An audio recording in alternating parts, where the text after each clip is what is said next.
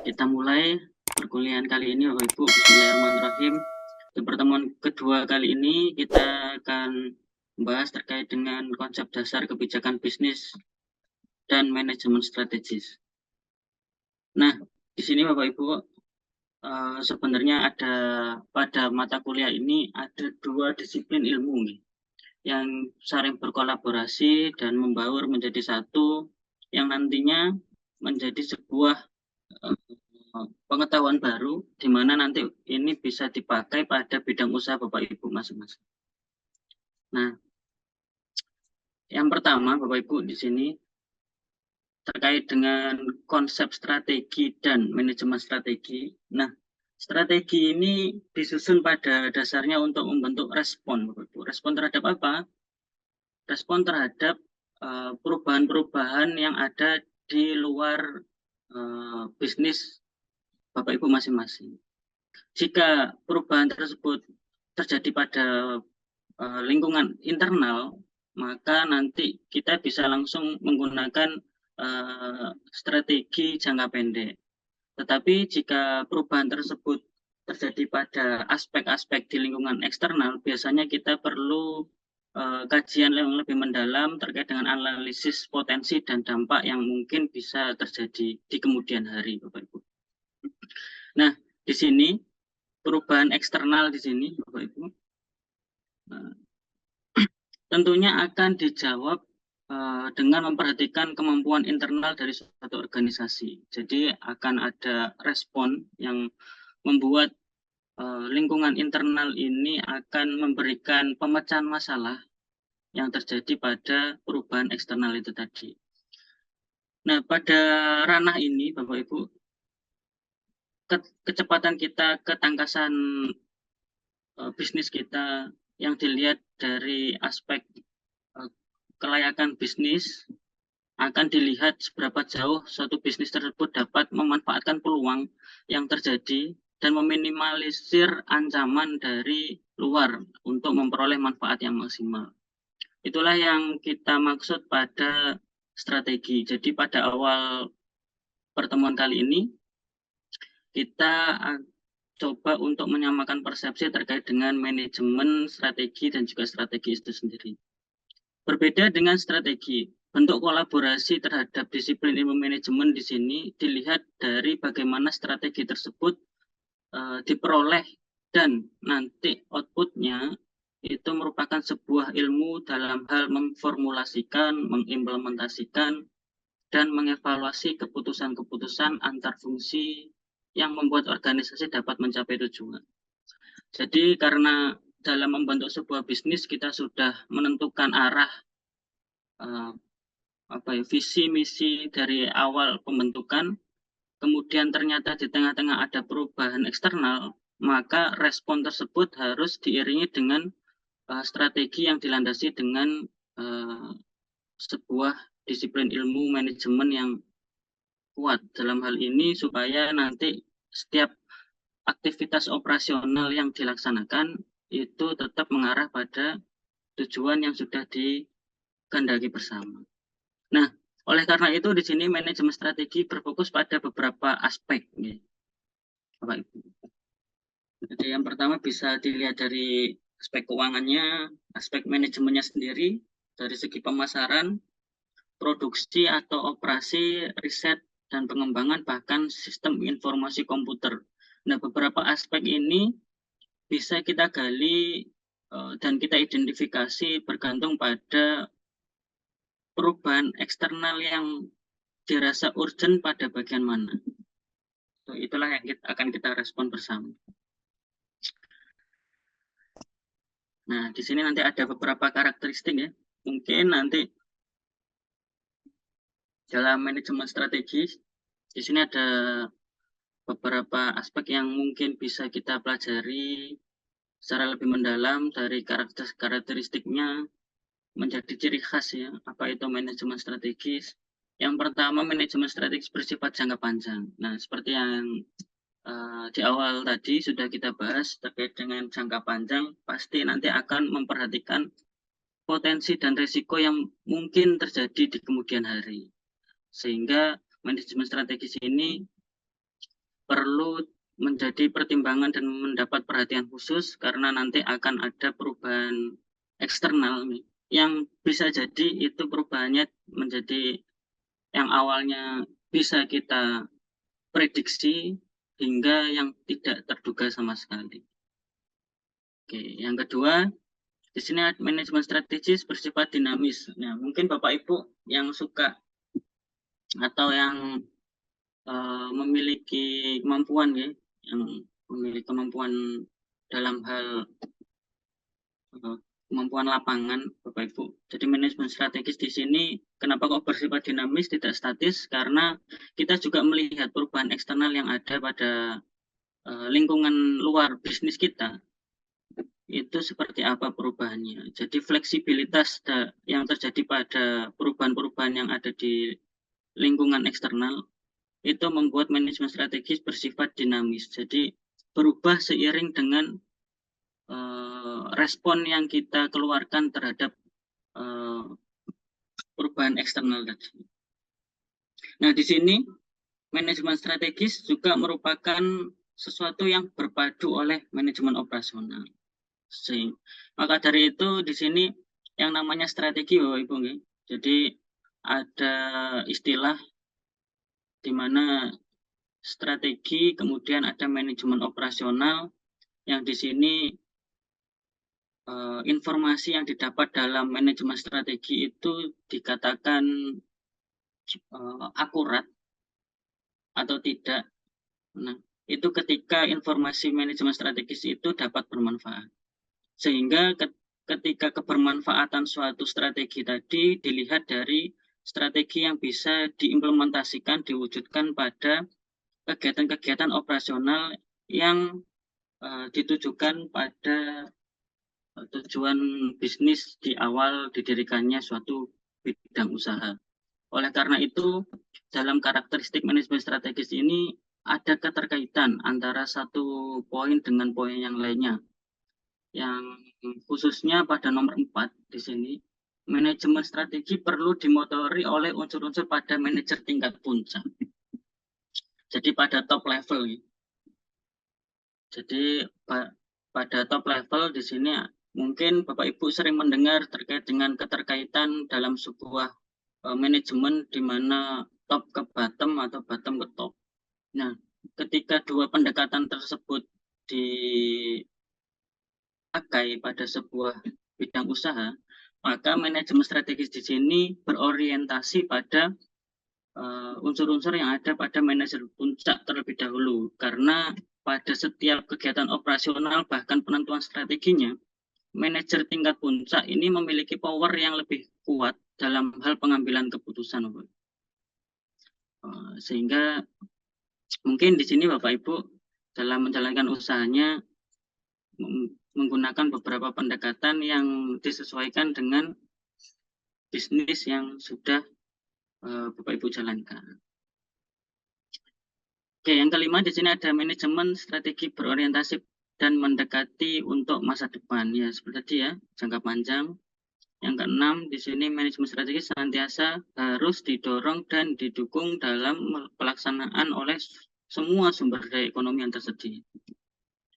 Ya, secara teori ya, Bapak Ibu mungkin dalam pemanfaatan sumber daya ekonomi yang tersedia, 4 faktor produksi yang kita gunakan sebagai rumah tangga produsen ya, yang kita dapat dari rumah tangga konsumen, yang ada pada circular diagram flow, di mana nanti manajemen strategis di sini dimaksudkan dalam optimalisasi sumber daya ekonomi tersebut ketika terjadi ketidakstabilan terhadap supply dan demand yang mempengaruhi pada ketersediaan sumber daya dan output yang telah kita keluarkan pada sebuah proses produksi, sehingga nanti manajemen strategis ini menemukan keseimbangan antara keduanya. Dari keenam poin ini Bapak Ibu bisa kita lihat bersama, mungkin secara tidak disadari sering kita merasakan ada seperti strategi-strategi yang sudah kita bangun untuk menanggapi sebuah permasalahan di lingkungan eksternal. Nah itu tapi tanpa adanya kemampuan kita untuk menganalisis bahwa ini merupakan salah satu disiplin ilmu yang sangat penting, yaitu manajemen strategis itu tadi. Oke, untuk selanjutnya di sini ada perkembangan manajemen strategis ya Bapak Ibu. Nah, di sini bisa kita lihat sebenarnya manajemen strategi yang kita kenal saat ini itu tidak muncul secara tiba-tiba. Jadi pada beberapa momentum yang muncul di setiap tahunnya, tahun-tahun tertentu, di sini memunculkan beberapa perkembangan sehingga menyempurnakan disiplin ilmu manajemen strategi yang kita kenal saat ini. Nah, seperti yang bisa Bapak Ibu lihat pada layar materi ya. Atau mungkin kurang besar ya Bapak Ibu tulisannya. Sudah Pak, cukup Pak. Cukup Pak. Cukup. Tambah Pak. Kalau terlalu besar nggak kelihatan. Oke. Saya lanjut ya Bapak Ibu. Di sini terkait dengan perkembangan dari manajemen strategi. Pada tahun-tahun tertentu terdapat beberapa momentum yang menjadi penyempurna dari teori manajemen strategi itu tadi. Yang pertama, di sini di sekitar tahun 1950. Jadi di sini kita sedikit mengenal histori, Bapak Ibu. Sejarah bagaimana manajemen strategi itu terbentuk. Di tahun tersebut, ternyata pada disiplin ilmu manajemen, itu kita hanya memiliki ruang lingkup yang sangat kecil, di mana kita hanya mengenal budgeting dan financial controlling. Nah, pada tahap ini, manajemen perusahaan menggunakan anggaran sebagai alat perencanaan dan pengendalian melalui sasaran keuangan yang ditentukan. Jadi segala keputusan yang dibuat dan strategi-strategi yang dikeluarkan oleh sebuah badan usaha atau mungkin sebuah bisnis ya, itu didasarkan pada perhitungan anggaran dan pengawasan keuangannya saja. Jadi dilihat dari track record keuangan dalam satu periode tertentu seperti apa, entah itu defisit, balance, atau mungkin surplus. Kemudian dari anggaran dan pengawasan keuangan muncullah sebuah keputusan ataupun strategi-strategi untuk periode perhitungan produksi yang akan datang atau periode bisnis di tahun berikutnya. Seperti itu. Nah, di sini Bapak Ibu, kemudian muncullah perkembangan baru di mana terdapat integrasi dari fungsi-fungsi dan perpaduan antara tiga unsur, di mana produksi, pemasaran, keuangan, dan sumber daya manusia saling berkolaborasi. Karena terdapat evaluasi yang ada pada keputusan dan strategi yang diambil ketika hanya didasarkan pada analisis anggaran dan pengawasan keuangan saja, ternyata banyak kebocoran yang timbul dari beberapa aspek yang lain. Ya, maka dari itu pada tahun yang sama terdapat pengembangan ya, integrasi dari tiga unsur.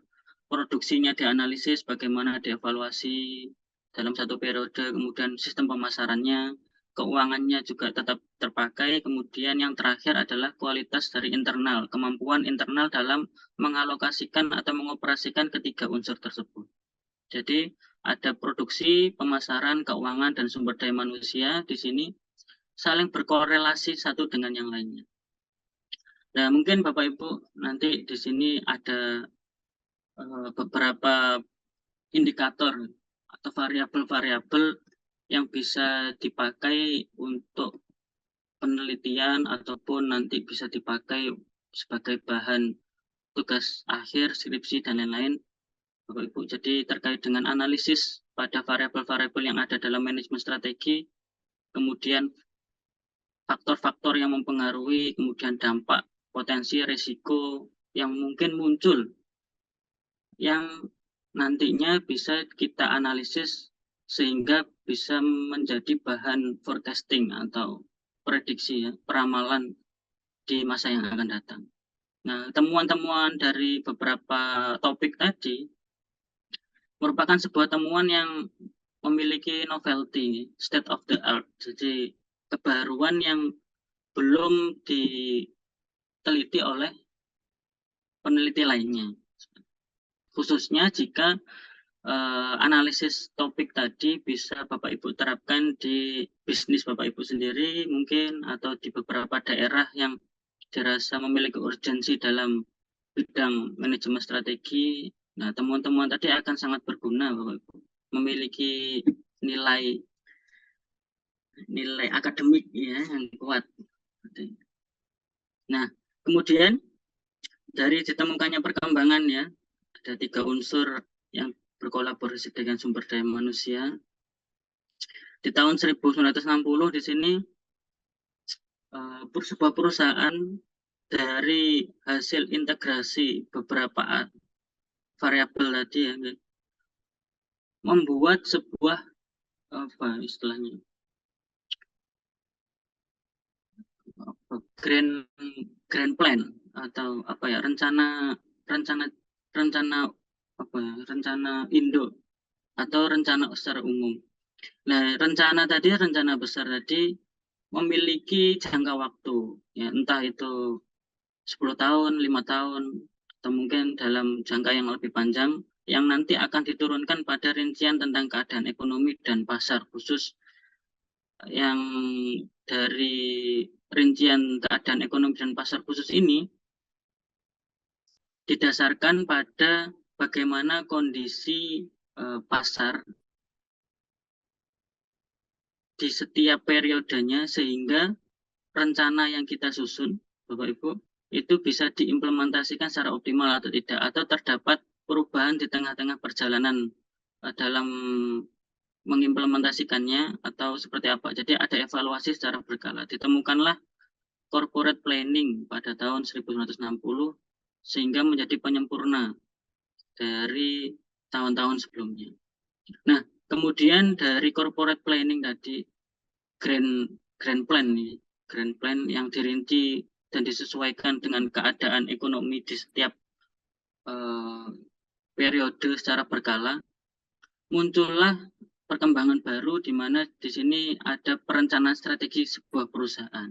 Nah, disinilah kita mulai mengenal istilah strategi di dalam sebuah rencana. Jadi di tahun-tahun sebelumnya kita hanya mengenal dari kita menjalankan bisnis, kemudian ada evaluasi dibuat sebuah keputusan, kemudian evaluasi dijalankan lagi pada periode selanjutnya. Kemudian di tahun 1970 ditemukan sebuah penyempurna di mana nanti sebuah rencana tadi dievaluasi, kemudian nanti diterapkan di periode selanjutnya dengan ada strategi di dalamnya. Jadi tidak hanya dievaluasi lalu diterapkan, tetapi ada istilahnya strategi perusahaan yang menjadi kunci dalam mengimplementasikan rencana dan analisis dari keadaan ekonomi dan keadaan pasar di lingkungan bisnisnya. Oleh karena itu pada perencanaan strategi perusahaan di sini kita mengenal formulasi perencanaan dan kita juga menganggap penting sebuah kebijakan strategi perusahaan dari kebijakan-kebijakan publik. Jadi keterkaitan dengan kebijakan publik muncul ketika ada strategi perusahaan di tahun 1970. Kemudian perkembangan yang menjadi pemutakhir nih dari disiplin ilmu manajemen strategi di sini ditemukan ketika adanya pengembangan keahlian internal perusahaan dengan menggunakan kompetensi inti. Oleh karena itu di sini nanti kita mengenal spesialisasi pembagian kerja dan penetapan kebijakan strategi tadi disesuaikan dengan divisi-divisi yang ada.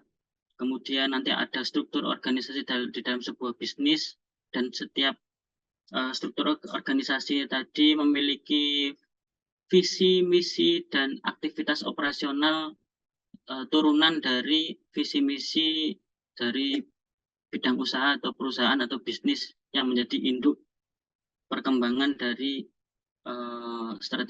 manajemen strategi yang diterapkan. Nah, dari pengembangan teori manajemen strategi ini, kita bisa melihat muncul model-model dari manajemen strategi. Nah, dari model inilah Bapak Ibu nanti bisa dijadikan bahan dasar sebagai analisis dalam sebuah penelitian. Bagaimana penerapan efektivitas, kemudian perbandingan model satu dengan model yang lainnya, atau mungkin ada kausalitas, mohon maaf, kausalitas. Jadi hubungan sebab akibat mungkin bisa cari keterkaitan ya antara model satu dengan yang lainnya, atau mungkin model 1 sampai 4 ini memiliki korelasi, saling berhubungan, atau memiliki sebab akibat, atau bahkan mereka memiliki pengaruh yang parsial terhadap manajemen strategi sebuah bidang usaha atau bisnis tadi. Yang pertama di sini ada pemindaian lingkungan, Bapak Ibu. Ada indikator di dalam pemindaian lingkungan, di sini ada monitor, evaluasi, mencari informasi di lingkungan sekitar bisnis itu tadi. Yang pertama. Kemudian dari pemindaian lingkungan kita rumuskan menjadi sebuah strategi. Nah, dalam hal ini perumusan strategi diwujudkan dalam output di mana muncullah misi, tujuan, dan strategi yang dikembangkan dan penetapan pedoman kebijakan yang dibuat oleh perusahaan. Jadi ada target dan juga ada kebijakan di setiap periode bisnis. Di dalam periode bisnis ada kebijakan di mana nanti perusahaan ini dalam 1 tahun misalkan, atau dalam jangka waktu yang dikehendaki, disepakati bersama, itu lebih berorientasi pada produk apa misalnya, atau memakai sistem pemasaran yang bagaimana, atau mungkin dari strategi pengembangan strateginya itu muncullah kebijakan misalkan nanti terkait dengan penetapan SDM dan sistem dari job desk, pembagian job desk-nya seperti apa. Oke, dari perumusan strategi yang kemudian nanti dilanjut pada tangga ketiga di mana terdapat implementasi strategi. Di sini implementasi strategi dimunculkan pada program, anggaran, dan prosedur. Nah, implementasi di sini langsung pada praktek bagaimana nanti strategi tersebut akan dilaksanakan pada setiap divisi yang sudah memiliki pembagian job desk dan juga disesuaikan dengan kondisi lingkungan bisnis tadi. Jadi dari analysis, penetapan strategi, kemudian bagaimana nanti perumusan implementasinya. Implementasikan seperti apa. Oleh karena itu dari visi, misi, dan aktivitas operasional dan tujuan dari perusahaan ada 4 indikator itu saling berhubungan satu dengan yang lainnya. Di mana visi merupakan goals ya, goals yang ditetapkan, kemudian misi, langkah-langkah, kemudian nanti aktivitas operasional, bagaimana implementasi di lapangannya seperti apa, dilihat pada bagaimana program-program yang dikeluarkan, kemudian anggaran yang terserap, dan prosedurnya bagaimana, tahapan, langkah-langkah yang menjadi implementasi strategi tadi. Kemudian pada tangga terakhir di sini ada evaluasi dan kontrol. Evaluasi dan kontrol bagaimana nanti membandingkan antar kinerja perusahaan dengan hasil yang diharapkan. Nah, dari gap antara hasil nyata kemudian hasil yang diharapkan, inilah nanti muncul sebuah problem, rumusan masalah Bapak Ibu. Ya, rumusan masalah nanti bisa dikaitkan dengan teori yang ada seperti tadi, atau model manajemen strategi yang diterapkan, yang seharusnya diterapkan itu seperti apa, sehingga muncullah sebuah hipotesis yang nanti bisa dijadikan landasan dari sebuah penelitian. Jadi bidang usaha, bisnis, juga terdapat penelitian di dalamnya, di mana penelitian dilaksanakan secara berkala biasanya dalam sebuah tahapan yang ada pada manajemen strategi. Nah, di sini dari model tadi muncullah proses bagaimana manajemen strategi ini dilaksanakan dan formulasi strategi itu bagaimana. Jadi strateginya diformulasikan. Nah, dilihat dari beberapa aspek ya. Di sini ada pengembangan visi misi, penentuan jangka panjang, merumuskan alternatif strategi, ya, ada identifikasi peluang, ancaman eksternal, ya. Ada analisis SWOT pasti di dalam, atau nanti ada menentukan kekuatan kelemahan seperti tadi, kemudian memilih strategi tertentu yang akan dilaksanakan.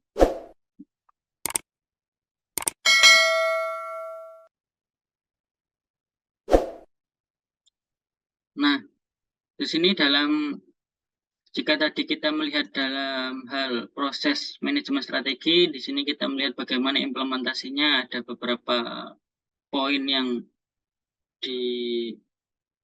menjadi topik ya, pokok bahasan utama yang didasarkan pada beberapa alternatif implementasi di sini, Bapak Ibu.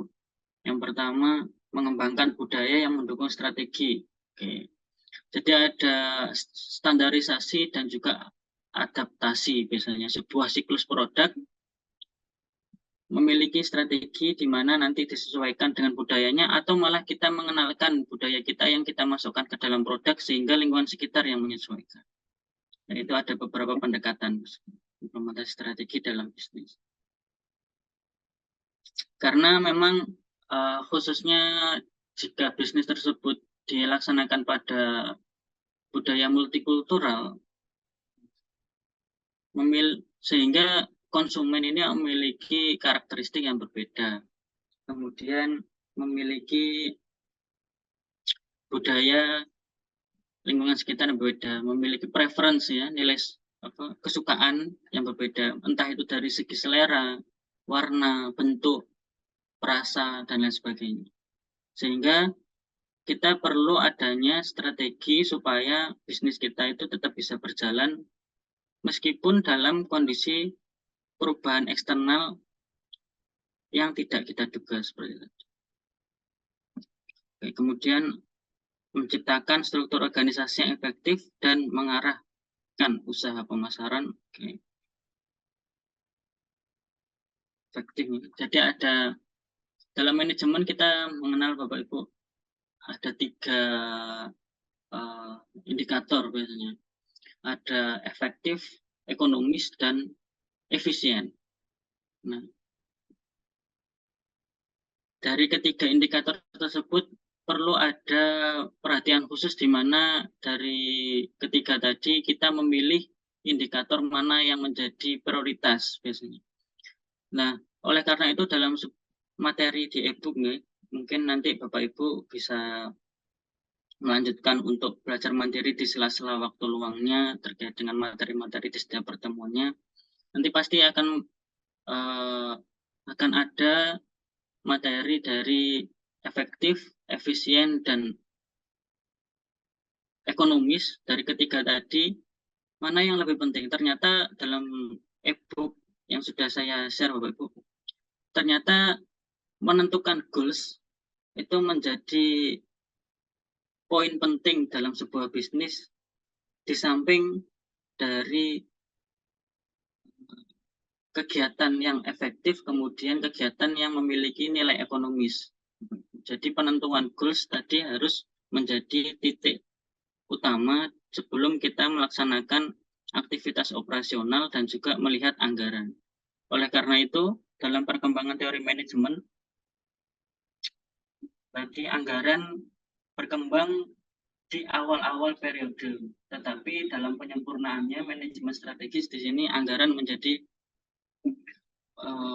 perkembangan utama dari perumusan sebuah strategi berdasarkan pada SDM. Bagaimana SDM tadi mengimplementasikan antara ketiga variabel di mana produksi, pemasaran, dan keuangan. Oke, di sini ada selanjutnya menghubungkan kinerja karyawan. Nah, di sini ada kualitas SDM ya, menentukan bagaimana organisasi tadi berjalan, Ibu. Oke, bahkan ada sebuah teori Bapak Ibu, di mana dalam teori tersebut menyebutkan jika dalam sistem pengupahan, strategi di sini untuk memotivasi karyawan, itu terdapat miskonsepsi di beberapa daerah, di mana saat seseorang itu mampu mengerjakan sebuah pekerjaan yang diberikan selama 10 menit, itu pada dasarnya dia tidak dibayar untuk mengerjakan sebuah pekerjaan 10 menit tadi.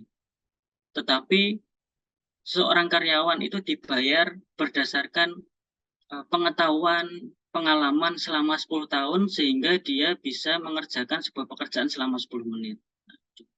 Jadi strategi-strategi yang muncul yang bisa memotivasi kinerja karyawan dan bersinergi dengan output yang menjadi hasil sebuah bisnis atau kinerja ya, hasil kinerja sebuah organisasi itu menjadi titik penting.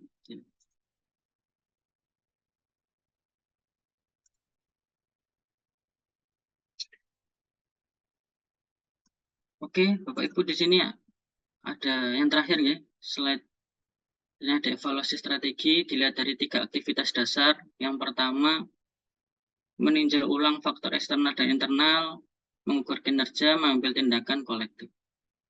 Oke, mungkin dari yang kita diskusikan Bapak Ibu di sini bisa mungkin dari Bapak Ibu bisa ada yang ditanyakan atau mungkin ada yang kurang jelas, monggo. Ternyata waktu kita sudah terlewat nih.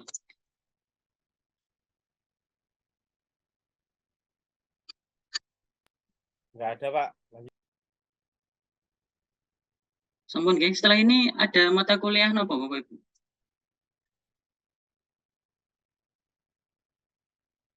Ada Yang Pak Oni, nggak Pak. ada, Pak. Oh, Pak Oni. Tapi Oke.